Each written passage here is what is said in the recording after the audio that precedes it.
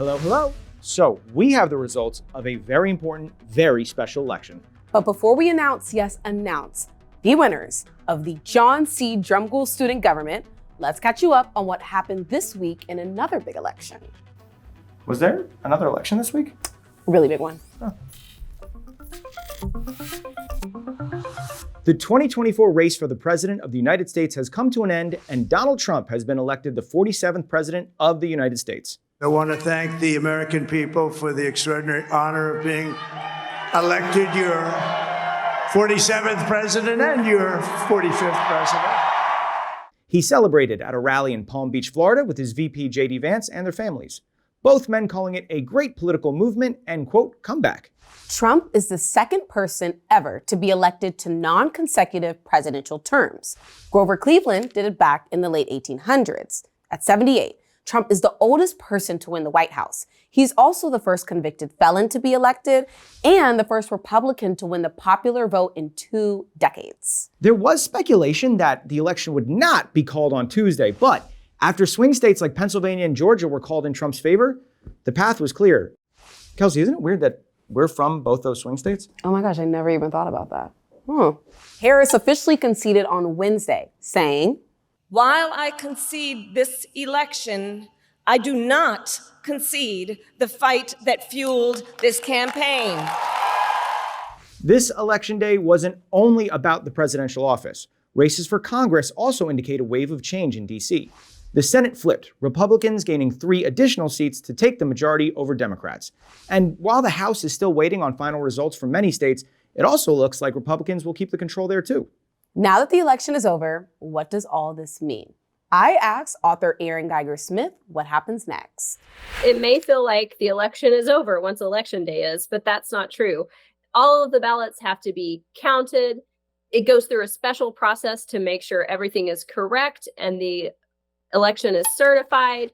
The states have their processes, the Electoral College meets, and then eventually Congress will certify those ballots. What happens from Election Day to Inauguration Day with the current sitting president? Well, they are still the president. They have all of the rights and responsibilities that they had before the election, and that'll stay true all the way till the new president is inaugurated on January 20th.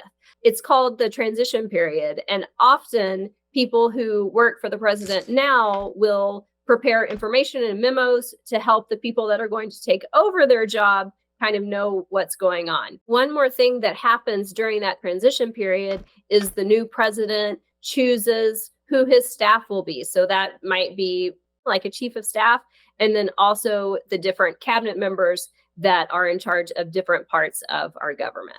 And Erin gave us a nugget for all our future voters out there. What's really important to remember is never let polls or predictions keep you from voting when you're a grown-up, because if nobody showed up, who knows who would win? My favorite part of this whole election season was seeing the I voted stickers.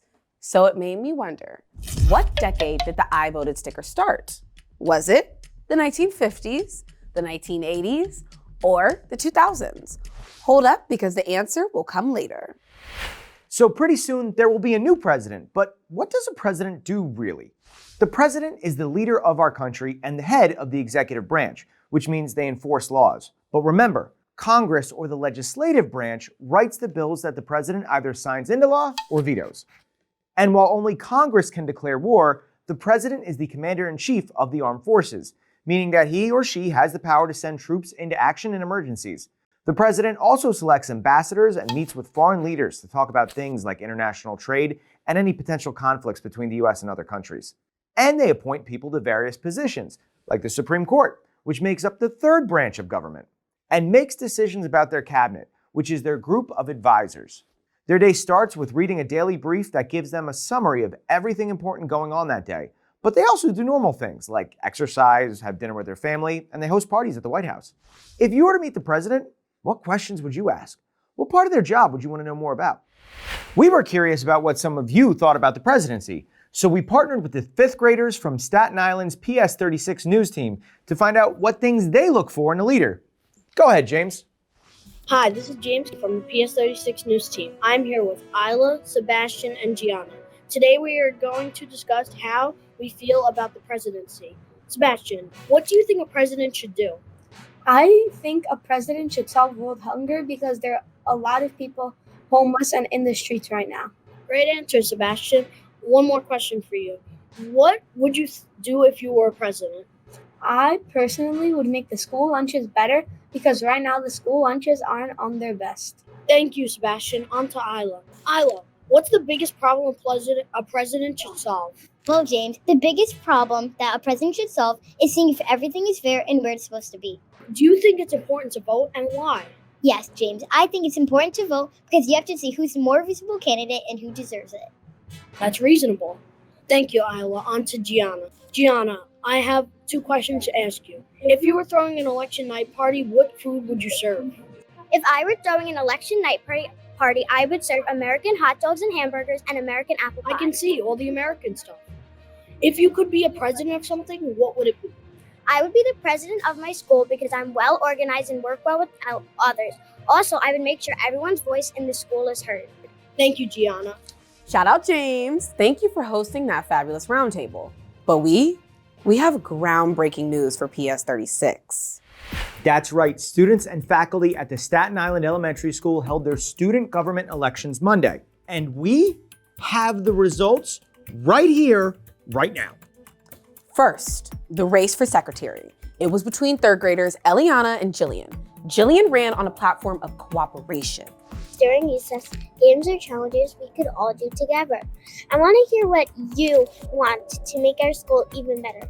For PS 36, the secretary is Jillian. Now, in the race for vice president, 4th grader Christian, who is new to politics, had a killer slogan. I like basketball, baseball, and soccer. Not so long ago, it happened that I like politics too. I'll help the president with tough decisions. I'm smart, kind, and really helpful. I'll make sure each student has his or her voice. So please, don't sweat. Vote for the best. By that, I mean me. Christian is running against his classmate Alexandra, who has been at PS 36 since kindergarten. As your vice president, I will always try my best to serve at the students' best interests and to be their voice at student government meetings. I will happily work with school staff and be our best representative to school guests. And PS 36 new vice president will be Alexandra. Yes. And finally, we have 2 5th graders running for PS 36 highest office, student government president.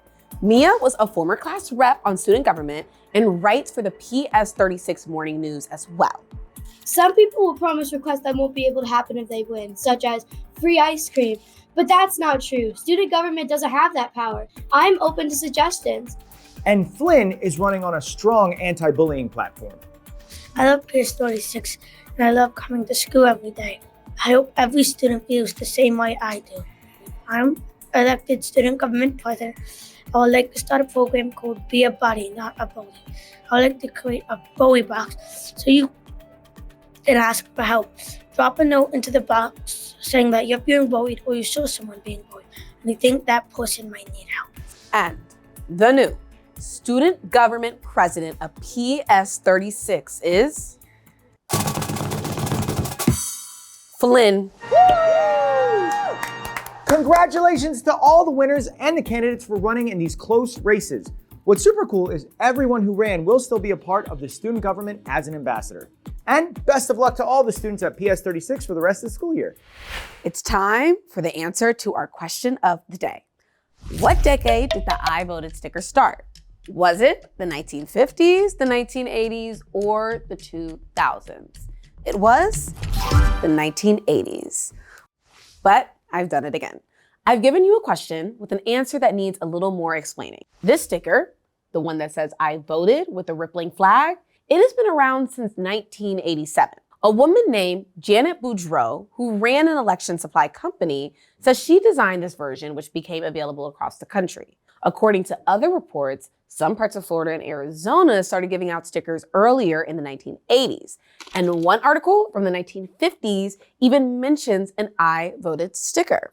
The stickers today remind us of someone's power to vote. And while not all states participate, Some have designed stickers that represent their state and even held a contest for designs. Like in Michigan, where the State Department had a sticker design contest. More than 480 designs were submitted and over 57,000 votes were cast for the winners. This is Katelyn. She was one of 3 people who won the elementary and middle school category. And this is her sticker design. I was surprised when I heard I won. My sticker has an American flag, a smiley face, someone saluting, and on the top the words, I'm cool, and then on the bottom the words, I voted. Because I thought it represented America, and the smiley face was just kind of for fun. I wanted to, let everybody know that if you vote, you're cool, because if you vote, at least you voted, and you're not one of those people who just don't vote. I am super excited to see people wearing my sticker once they vote. So we want to know, what would you draw on a voting sticker? What would you draw on a voting sticker? It would be pink for sure. Okay, that's not a drawing, that's a color. I might have a blank sticker and let everybody decorate this.